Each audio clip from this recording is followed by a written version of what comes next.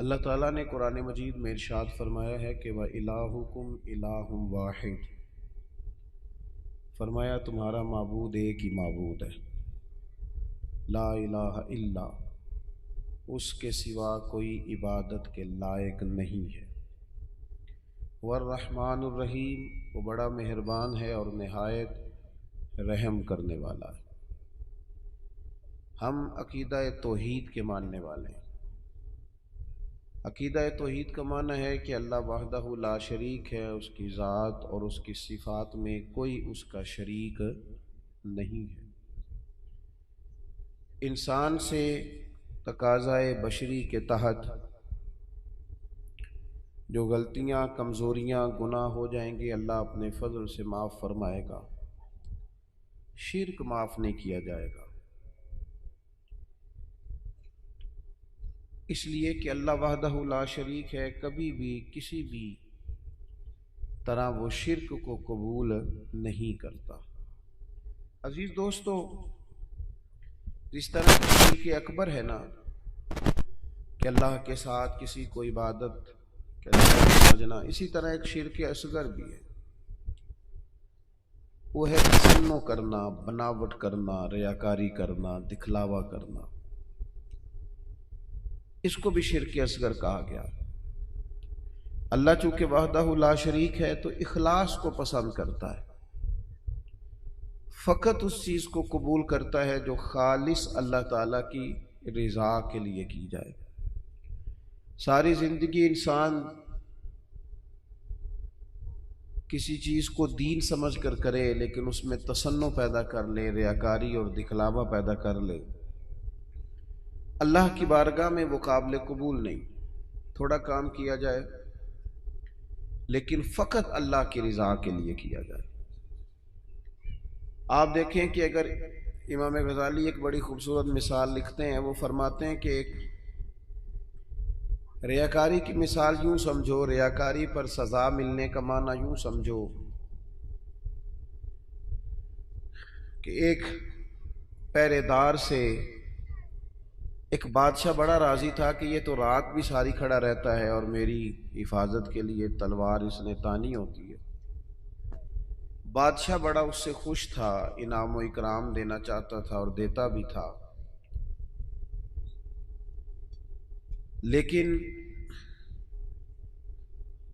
اچانک بادشاہ کو اگر یہ خبر ملے کہ یہ جو پہرے دار رات بھی ساری جاگتا رہتا ہے یہ میرے لیے نہیں جاگتا بلکہ معاذ اللہ اس کی تو کسی کنیز پر نظر ہے، اس لیے اس نے رات کی ڈیوٹی طلب کی، تو فرماتے ہیں اب بتاؤ بادشاہ اسے کیا سزا دے گا؟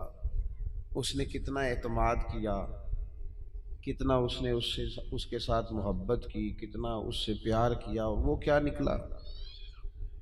ہمارا بھی یہ معاملہ ہوتا ہے کہ ہم اگر کسی شخص پر بڑا اعتماد کرتے ہیں، اس سے بڑی محبت کرتے ہیں، لیکن اگر ہمارا اعتماد ٹوٹتا ہے ہمیں تکلیف ہوتی ہے۔ نبی پاک علیہ الصلوۃ والسلام نے فرمایا سب سے بڑی زیادتی یہ ہے تمہارا اپنے بھائی کے ساتھ ظلم، یہ ہے کہ تم اس کے ساتھ کسی معاملے میں جھوٹ بول رہے ہو اور وہ تمہیں سچا سمجھ رہا ہو، یہ بڑا جھوٹ ہے تمہارا۔ مخلص زندگی جو ہوتی ہے نا، اخلاص والی، وہ قابل قبول ہوتی ہے۔ اپنی زندگی سے ہر قسم کی تصنع کو ہٹائیں، ہر قسم کی بناوٹ کو ہٹائیں، ہر قسم کی جو ظاہری زیب و زینت ہے، جو ملمہ سازی ہے، اس کو دور کریں۔ دینی کام بھی اگر اللہ کی رضا کے لیے نہ کیا جائے تو وہ دنیا بن جاتا ہے، اور اگر بظاہر وہ کام دنیا کا ہو لیکن کیا رب رسول کی رضا کے لیے جائے، اللہ رسول کی رضا کے لیے۔ دیکھیں نا، ایک آدمی تجارت کر رہا ہے، بظاہر تو وہ کاروبار کر رہا ہے، پیسے کما رہا ہے، بظاہر تو وہ کام کر رہا ہے جس کو عام مفہوم میں لوگ دنیا داری کرنا کہتے ہیں، لیکن حضور علیہ السلام نے فرمایا جو سچا تاجر ہوگا نا، سچا تاجر، اللہ قیامت کے دن اسے نبیوں کے ساتھ جگہ عطا فرمائے گا۔ وہ تجارت کر رہا ہے پر کر سچائی کے ساتھ رہا ہے، لوگوں کو صحیح چیز دے رہا ہے، تو اللہ تعالیٰ اسے کوئی اور رستہ نہیں ہے عورتوں کے گزرنے کی، گلی کوئی اور نہیں۔ بڑا عجیب کے سارے دوستان کہہ رہے پیچھے چل جاؤ، لیڈیز کا ادھر آؤ، نہیں تو یہاں سے کوئی راستہ رکھا ہے نکلنے کا، اور عورتیں ادھر بیٹھ رہی ہیں، آ تو ادھر سے رہی ہے نا، وہ اس گلی سے آ رہی ہیں۔ اللہ آپ کو سلامت رکھے۔ خواتین کے لیے کوئی الگ بندوبست ہو جائے گزرنے کا تو وہ اچھی بات ہے، اللہ آپ کو سلامت رکھے۔ چلے میں جو بات عرض کر رہا تھا اس پر آپ کی توجہ دلاتا ہوں کہ جب انسان کا مزاج یہ ہو کہ وہ اللہ کی رضا کے لیے، اب کوئی آدمی رزق حلال کمانے کو نکلتا ہے، محنت مزدوری کے لیے جاتا ہے، تو لوگ تو یہی سمجھیں گے نا کہ دنیا داری کر رہا ہے۔ ایک شخص نبی پاک صلی اللہ تعالی علیہ وسلم کے سامنے سے گزرا، صحابہ بھی موجود تھے، تو جب وہ گزرا تو بعض لوگوں نے کہا دیکھو یہ کاش اللہ کے رستے میں جد و جہد کرتا، یہ تو دنیا داری کر رہا ہے۔ تو حضور نے فرمایا اگر اپنے بچوں کے لیے رزق حلال کمانے نکلا ہے پھر بھی اللہ کے رستے میں ہی ہے، اور اگر اس لیے نکلا ہوا ہے کہ کسی کے سامنے ہاتھ نہ پھیلانا پڑے تو پھر بھی یہ اللہ کے رستے میں ہی ہے۔ اور فرمایا اگر اس لیے نکلا ہے کہ اپنے بہن بھائی بال بچے ماں باپ دوست احباب کے ساتھ خیر کرے گا تو پھر بھی اللہ کے رستے، یعنی بظاہر وہ کام جنہیں لوگ دنیا کا کام سمجھتے ہیں اگر اس میں بھی رضا الہی شامل کر لی جائے تو وہ کام دین بن جاتا ہے، اور اگر جس کام کو لوگ دینی کام سمجھ کے کریں لیکن اس میں تصنع آ جائے، بناوٹ آ جائے، لوگوں کو ذرا پتہ چل جائے، ذرا میری بھی فوٹو آ جائے، ذرا میرا بھی نام ہو جائے، تو آپ نے دینی کام نہیں کیا یا آپ نے دنیا داری کی۔ تو اپنی زندگی میں اخلاص، میں اکثر دوستوں سے کہتا ہوں کہ میاں بیوی بھوک میں بھی گزارا کر لیتے ہیں، تھوڑی وسائل میں بھی زندگی گزر جاتی ہے، شرط یہ کہ ایک دوسرے کے ساتھ مخلص ہوں۔ لیکن اگر خاتون کو پتہ چلے کہ میرے ساتھ مخلص نہیں ہے اور خاوند کو پتہ چلے کہ میرے ساتھ مخلص نہیں ہے تو وہ گھر نہیں چلتا۔ تو اگر اخلاص نہ ہو تو ایک گھر نہیں چلتا تو پورا دین کیسے چلے گا؟ اپنی زندگی میں اپنے مزاجوں میں اخلاص، بہت ساری ہماری پریشانیوں کا سبب ہمارا دکھاوا ہے، اور میں نے دیکھا ہے یہ جو دکھاوا کرنے والے ہیں بیچارے یہ بڑے ڈسٹرب لوگ ہیں، ذہنی طور پر شدید پریشان لوگ ہیں دکھاوا کرنے والے، بیچارے بڑی تکلیف میں ہیں کہ دیکھو یار میری فوٹو نہیں آئی، خود بتاتے ہیں اللہ کا شکر ہے جی میں فلانا کام بھی نیکی کا کرتا ہوں، بڑا کرم ہے جی فلاں خیر بھیا۔ آپ کو یہ کیوں بتانا پڑا، اتنی پریشانی کیوں لگ گئی آپ کو؟ اگر آپ کرتے ہیں تو اللہ تعالیٰ اس کا اجر آپ کو عطا کرے گا، خود بخود آپ کو کیوں ایسا کرنا پڑا؟ اخلاص والی زندگی گزاریں، اپنے لہجوں میں اپنے لفظوں میں حسن اور صفائی لائیں۔ دیکھیں نبی پاک صلی اللہ تعالی علیہ وسلم نے فرمایا قیامت کے دن کچھ لوگ بڑی نیکیاں لے کے رب کی بارگاہ میں حاضر ہوں گے، ان کے پاس بڑی نیکیاں ہوں گی، لیکن اللہ فرمائے گا تم نے نیکیاں تو کی تھیں پر کی تھی لوگوں کو دکھانے کے لیے۔ اب اس طرح کرو جن کو دکھانے کے لیے نیکی کی تھی انہی سے جا کے اجر مانگو، میرے لیے کی نہیں، لہذا ان سے اجر مانگو جن کے لیے تم نے نیکی۔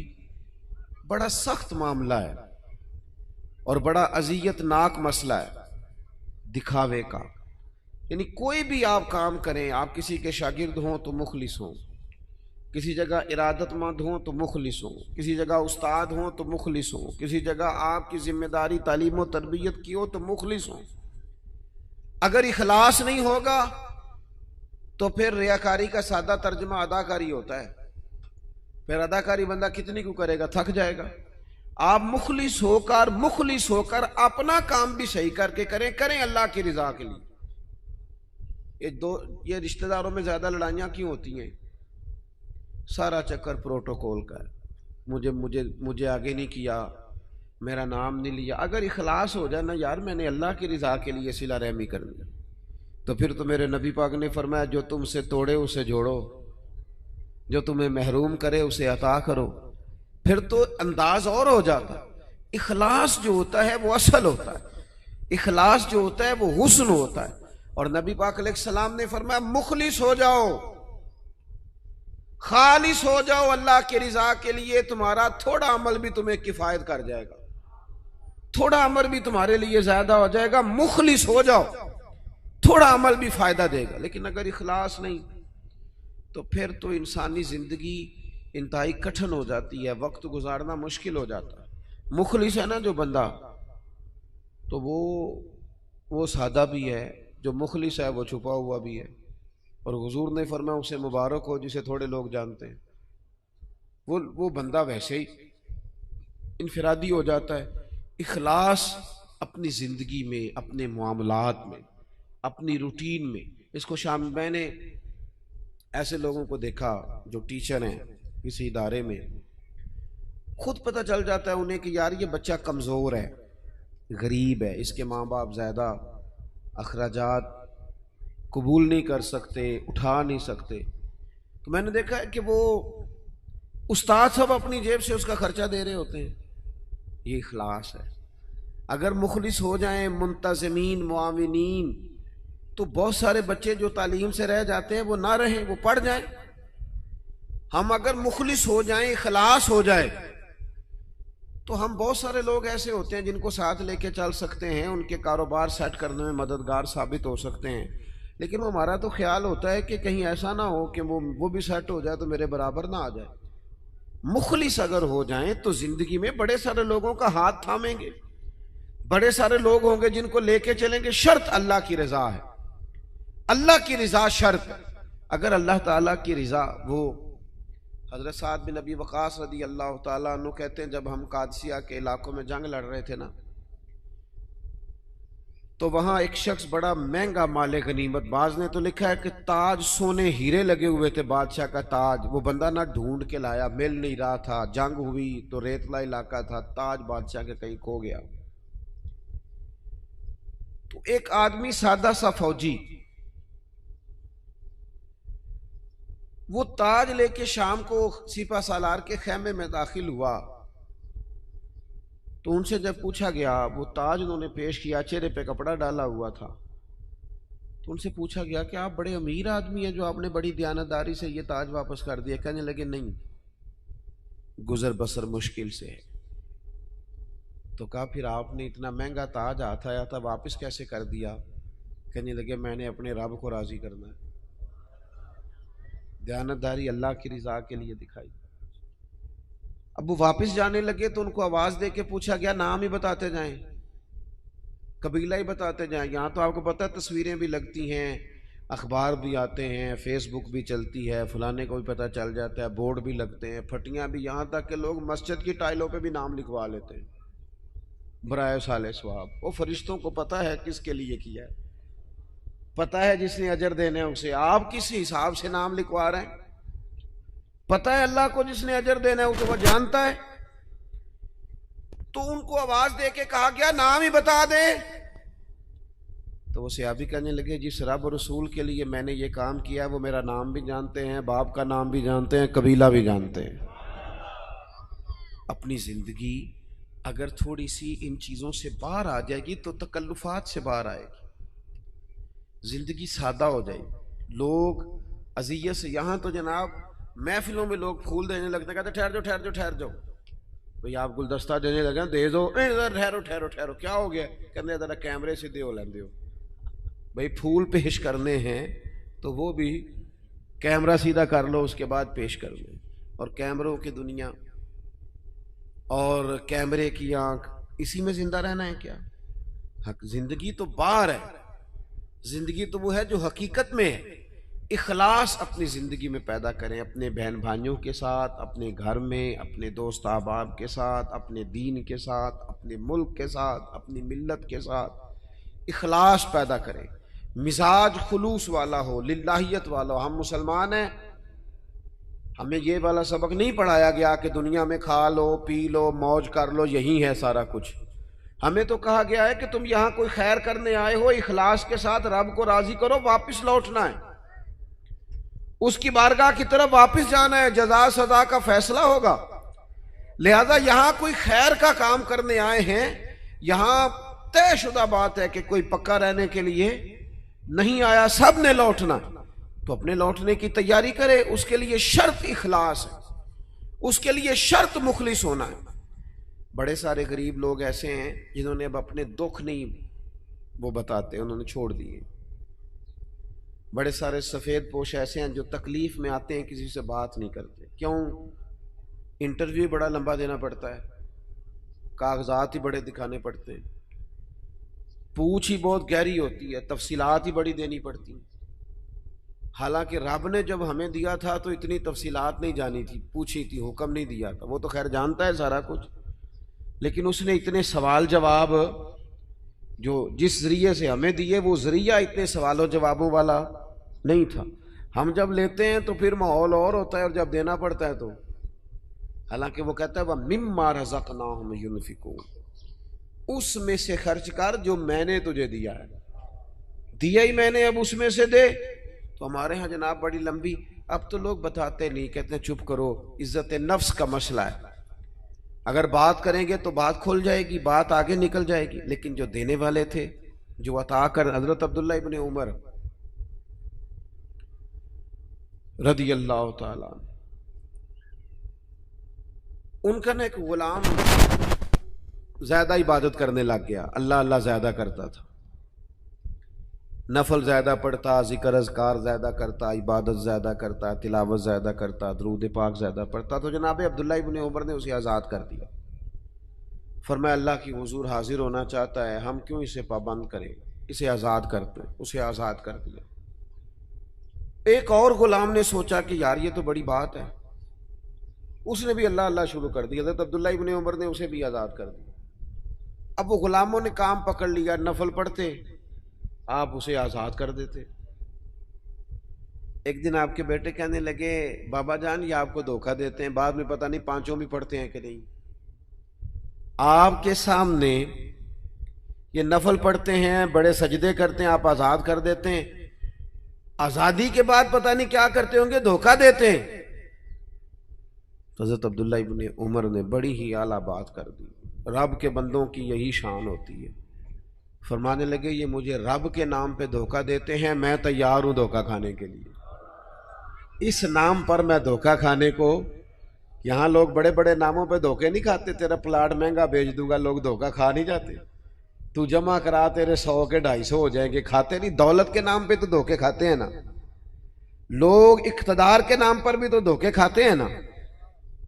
تو کہا اگر اللہ کا نام لے کر یہ مجھے دھوکہ دینا چاہتے ہیں تو میں دھوکہ کھانے کو تیار ہوں۔ اخلاص پیدا کرے زندگی کے اندر، للہیت پیدا۔ آپ اتنے سارے لوگ آئے ہیں، اگر ہم 50-60 لوگ بھی کسی ایک علاقے میں مخلص ہو جائے نا، اور ہمارا ذہن بن جائے کہ ہم نے اخلاص کے ساتھ اس علاقے کی خدمت کرنی ہے، علاقے کے مسائل کو دیکھنا ہے، آپ تو ماشاءاللہ بہت زیادہ ہیں، میں کہہ رہا ہوں 40-50 لوگ بھی ہوں، تو وہ گلی سے گزر رہے ہوتے ہیں تو گاڑی جو ہے وہ کسی کھڈے میں لگتا ہے، ٹائر تو اس پہ تبصرہ ہوتا ہے، ساری حکومت کوئی کام نہیں کرتی، ویکو کڈے کھڈے نے، حالانکہ وہ 10 منٹ کا کام ہے، گاڑی سائڈ پہ کی جائے، ایک دھابڑا ایک کئی اسے پکڑا جائے اور کھڈے کو بند کر دیا جائے۔ اور وہ میں نے تو دیکھا ہے کہ جو 4 کروڑ روپے اپنے گھر پہ لگاتا ہے وہ 10 لاکھ روپیہ گلی پہ لگانے کو تیار ہی نہیں ہوتا، ساری گلی میں پانی کھڑا ہے۔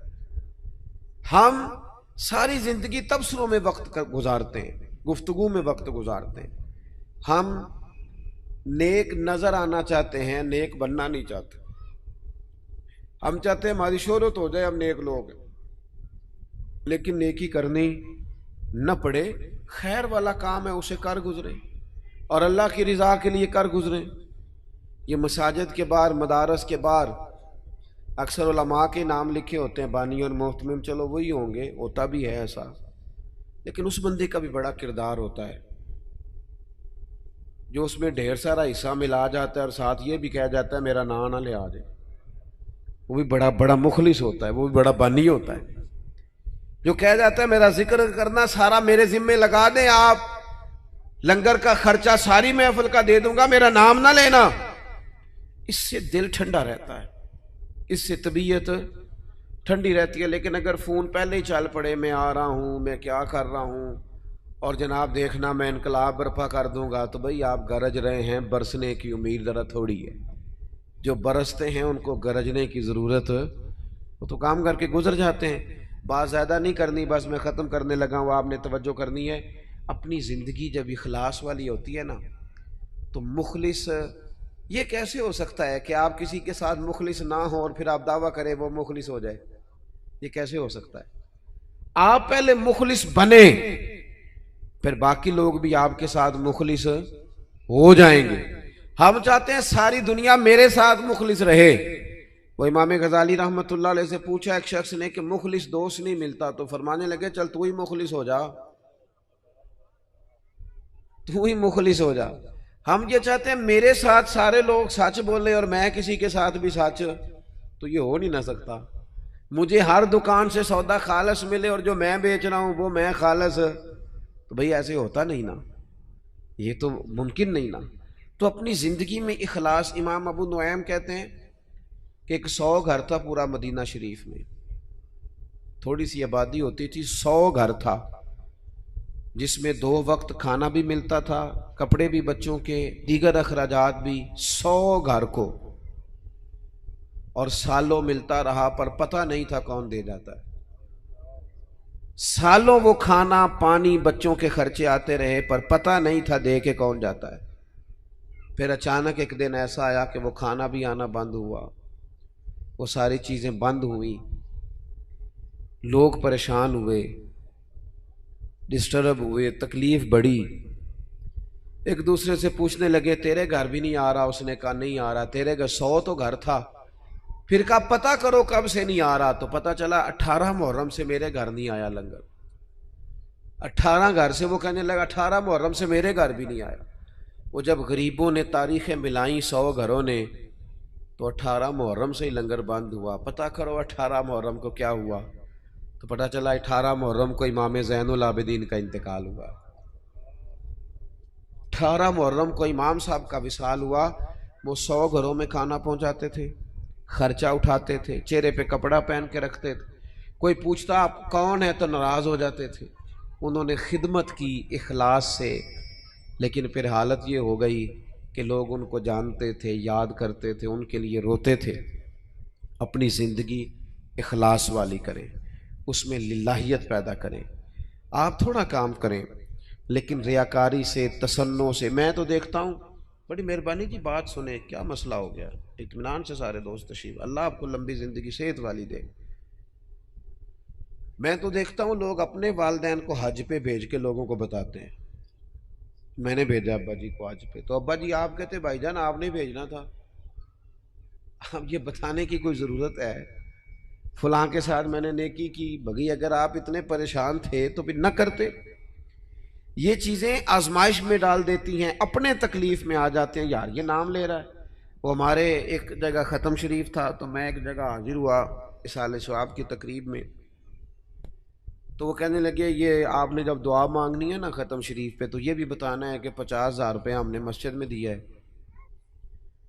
اور یہ اتنا اتنا کچھ جو ہے وہ ہم نے اور بھی خدمات کی ہیں، یہ والد صاحب کے لیے نا ذرا بول دیجئے گا۔ تو میں نے انہیں کہا ٹھیک ہے، دعا مانگ دی، میں نے کہا جو پڑھا پڑھایا ہے۔ وہ بعد میں مجھ سے کہنے لگے آپ نے بتایا نہیں۔ میں کہا کنوں دسنا سارے؟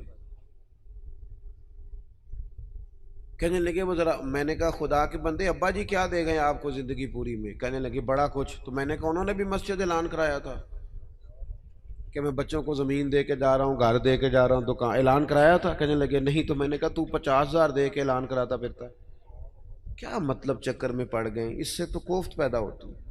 اپنی زندگی اخلاص والی کرنی ہے، اس میں للہیت پیدا کرنی ہے، اور کوشش کریں کہ عمل ضرور کوئی نہ کوئی کریں۔ 3 باتیں میں نے آپ سے کرنی ہیں آخر میں، اور ان پر آپ نے عمل کرنا ہے، کریں گے انشاءاللہ تعالی۔ ایک تو کچھ نفل نماز گھر میں پڑھا کریں، یہ ضروری ہے گھر کے ماحول کو درست رکھنے کے لیے۔ 10 نفل، 8 نفل، 6 نفل، کچھ نہ کچھ نفل نماز گھر میں ضرور ادا کریں، اس سے گھر میں برکت بھی ہوگی۔ اور حضور نے فرمایا اپنے گھر کو قبرستان نہ بناؤ، کچھ نماز گھر میں بھی پڑھا کرو۔ دوسرا، کچھ قرآن مجید کی تلاوت گھر میں ضرور کرنی ہے، یہ اپنا ذوق بنائیں۔ بچوں کو بار بار کہنے سے نہ کہ قرآن پڑھو تو وہ کوئی نہیں پڑھتے، آپ کھول لیں انشاءاللہ وہ بھی پڑھیں گے، آپ پڑھیں وہ بھی پڑھیں گے۔ اور تیسری بات یہ کہ گھر میں نا میرے نبی پاک علیہ السلام کا ذکر ضرور کریں، روز حضور کی سیرت کی کوئی بات سنا دیں، کوئی حدیث پاک سنا دیں۔ کچھ نہ ہو سکے تو بچے سے کہیں پتر کوئی نعت شریف تو سنا تھوڑی سی، اپنے بچوں سے اپنے گھر میں ذکر رسول کا مزاج بنائیں، اپنی طبیعت میں حضور کے تذکروں کو پیدا کریں ماحول میں۔ نتیجہ کیا ہوگا؟ اس کا نتیجہ یہ ہوگا کہ ہمارے گھروں میں راحت آئے گی، گھروں میں سکون ہوگا، گھر کے اندر للہیت پیدا ہوگی، گھر کے ماحول میں آپ دیکھیں گے کہ ایک الگ سے خوبصورتی پیدا ہو گئی ہے۔ اپنی زندگی میں بہت سارا اخلاص پیدا کریں، بہت ساری للہیت، کوئی بھی خیر کا کام کریں تو تصنع سے، بناوٹ سے، ریاکاری سے اپنے آپ کو بچائیں۔ میرے رسول پاک صلی اللہ علیہ وسلم نے لوگوں کو خالص کر دیا، اتنا خالص کر دیا، اتنا خالص کر دیا کہ مکے سے جب ہجرت کر کے لوگ مدینے آئے تو مدینے والوں نے آدھی جائیدادیں بانٹ کے دے دی، سگے بھائی کو نہیں دی جا سکتی۔ لوگ لڑائیاں کرتے ہیں، کارنر والی جگہ میری تو فلانی میری، انہوں نے کیوں دے دی؟ وہ مخلص بڑے تھے، ان میں للہ، اور انہیں دے کے تکلیف کوئی نہیں ہوئی، انہیں دے کے راحت ہوئی، انہیں سکون ملا، ان کے دل ٹھنڈے ہوئے، کیوں کہ وہ مخلص تھے۔ اللہ کی بارگاہ میں دعا کرتا ہوں، کچھ دنوں سے طبیعت ٹھیک نہیں ہے، خیال تھا کہ وعدے کیے ہوئے ہیں تو یہ سارے پورے کر دیے جائیں، اس لیے کچھ بات آپ سے ہو گئی۔ اللہ تعالیٰ آپ کو بہت سا صلہ عطا کرے۔